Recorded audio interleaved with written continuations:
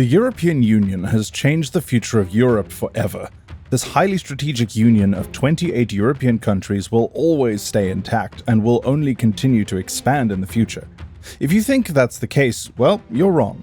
Everyone would have agreed if you had said something like that a decade ago, but today things are different, and it all started with Brexit. To the UK, Brexit was just the process of the UK leaving the EU, but to the EU it is an everlasting catastrophe that continues to pour doubt into their minds of fellow countries. There will be probably a move of Italy to a more Eurosceptic position. We definitely don't share some values which are now being put forward by the liberal mainstream. Not many EU members have a connection with the EU that is as strong as they had in the past. Some even considered leaving the EU, and why wouldn't they? After all, the EU's economy is barely growing, and the ways in which Europe operates has completely changed. While there may be some other factors, most of them are either directly or indirectly associated with Brexit. But what are these changes that Brexit brought? What are they doing to Europe, and is there a way out of this? Let's find out. This is the story of Brexit's profound impact, damage done beyond the UK. Economic aspects. It was expected, but not surprising. The majority of the British people and the government leaders were shouting happily after the UK left the European Union. For many, it was a sigh of relief, as being in the Union, the UK was choking due to multiple issues: immigration, economic strain, health issues, and the UK's burgeoning public debt. But Brexit happened. The UK then became free to make its own policies, implement them, take a chill pill, and all of this had nothing to do with the rest of the EU, right? Well, not really. Brexit had other far-reaching consequences, not just for the UK, but also for the EU. In fact, Brexit changed the way the whole European Union worked. But how could just one country impact the entire European Union? Well, it wasn't just another member of the EU, it was the UK that used to be one of the largest trading partners for the rest of the EU before Brexit. It was a guardian angel contributing heavily to the EU's finance, trade, and defense budgets. However, after Brexit, the supply chain and trade networks have changed a lot. New rules have been introduced: tariffs, customs rules, and paper checks. Although the UK is still one of the EU's largest trading partners, mutual trade between the two entities is not as much as it used to be. A number of changes could be seen. However, the most notable was the demographic change. With the UK's exit, the European Union's population decreased by 13%. This slowed everything down, including the movement of people working in restaurants, offices, and industries across both sides of the borders, which has put a toll on their collective economic growth.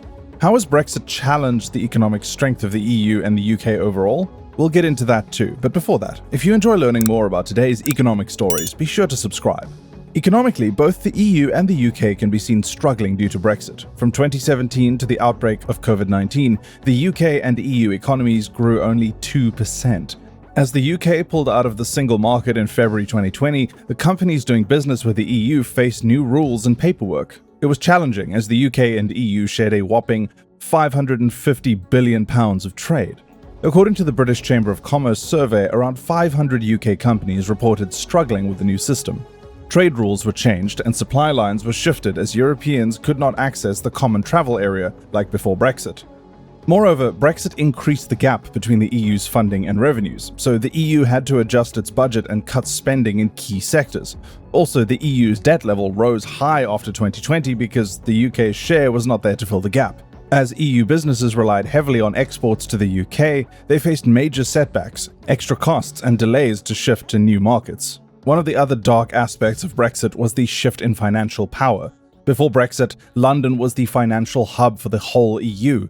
It was the EU's pride, and the headquarters of many big firms were located in London. After Brexit, Frankfurt, Paris, and Amsterdam tried to hold the status of financial hubs, but they still didn't have that kind of influence. Another impact of Brexit is that the EU had to face significant budget deficits due to Brexit. According to reports, the UK contributed €9.4 billion to the EU in 2019. €9.4 billion. It's such a huge amount, and we could only guess what would happen once all of this just disappears. So when the UK left the EU, it created a tremendous financial gap. So other well-off member nations had to contribute more to fill this payment gap. Among those other well-off nations, the most notable ones were Germany and France. These two did step up and started contributing much more than they used to. However, the problem is that it wasn't enough. Some smaller countries in the EU, like Hungary, had to increase their share of the EU budget. This forced them to cut their spending from key social spending and regional development. That brought some trouble because recently the EU cut its funding to Hungary for corruption and violation of rules. So overall, the UK's funding pullout had put a noticeable gap in the EU's finances and placed some heavy burden on other member states. That's how Brexit shifted the power dynamics. Security aspects. When discussing power dynamics, a question can arise. Did Brexit put the EU at serious security risk? The answer is yes. The UK was one of the biggest military players in the Union, so its exit impacted the Union's security. But how? And what were the impacts? The UK has one of the strongest militaries in the world, and its military strength is higher than that of any other European country besides Russia. With the UK's exit from the EU, the Union lost one of its biggest military powers, and that too with an advanced military, a nuclear arsenal, and intelligence networks. For the EU, it was not something to replace easily, especially when Russia has invaded Ukraine and is expanding its influence in Eastern Europe. Along with that, EU defense ambitions also got a reality check. Sure, France is a military power, but with the UK gone, Europe may face the heat of an angry Russia at its borders. The positive side for Europe is that it has NATO, and both can go along, but NATO only brings their militaries closer. When it comes to politics, the impact of Brexit can't be overlooked. Political aspects. Brexit has damaged the financial stability of the EU and exposed economic vulnerabilities. Politically, it has been multifaceted and has proven to be deadly for the EU. Simply put, Brexit was a historic loss that shattered the notion of the bloc's unity and potential. It set a precedent that leaving the EU was possible and also put other countries at risk of exiting this union at any time. First, Brexit challenged the European identity and the purpose of unification. It gave rise to the nationalist and populist parties in Europe to reject the EU's policies and think only of their own interests. Due to Brexit, many member states started questioning the EU's core mission and the steps for intergovernmental decisions. Secondly, there was a shift of power soon after Brexit. Germany and France stepped in to fill the UK's shoes and influence the EU's policies and regional agenda. This sudden power shift posed a risk of alienating the smaller member states of the EU like Malta, Cyprus, Luxembourg, and Lithuania. Another political backdrop of Brexit was the institutional and bureaucratic challenge for the EU. Due to Brexit's complex negotiations, the EU's time and resources were wasted, which would have been preferred for other key challenges like immigration, climate change, and economic recovery.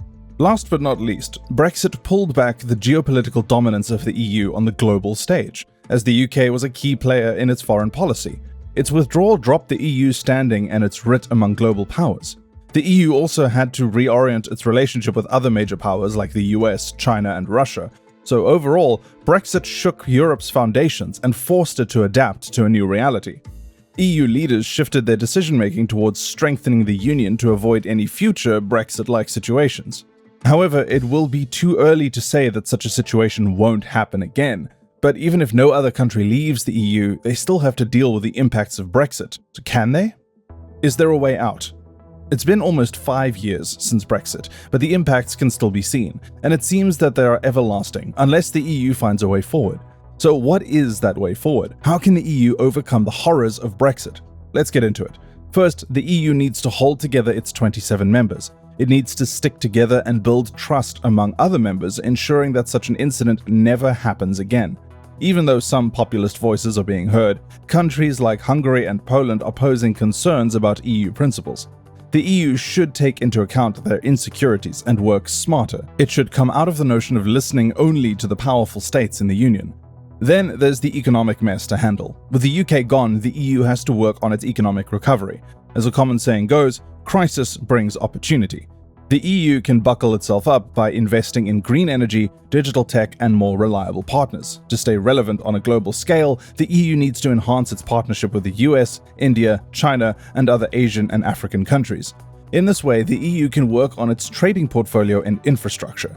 Brexit was a wake-up call, not a shut-up call. The EU can choose to avoid a Brexit-like situation in the future by adapting and moving forward. The EU has adopted some measures. In July 2020, EU leaders agreed to create the Brexit Adjustment Reserve, a €5 billion fund until 2025. These funds were provided to counter the negative aspects of Brexit. Some of these include investment in job creation, support for businesses and local communities, and short-term work programs. It also included reintegrating EU citizens who have left the EU after Brexit. Before we end, let's take a look at some brighter parts too. Brexit has forced the EU leaders to rethink their policies, and now they can reflect and work on more transparency and real engagement with their citizens. Introducing policies that work in people's favor requires less paperwork and a more practical approach. We think Brexit has overall proven to be a nightmare for the EU and not just the UK. The impacts of it will last a long time, but they're not impossible to overcome. But that's our take. Let us know your thoughts too. Do you think the European Union can recover from the dark impacts of Brexit in economic and social domains? What do you suggest the EU should do to prove it is good what happened after Brexit? Share with us your thoughts in the comment section. Don't forget to hit the like button and subscribe to the channel to stay tuned. See you in the next video soon.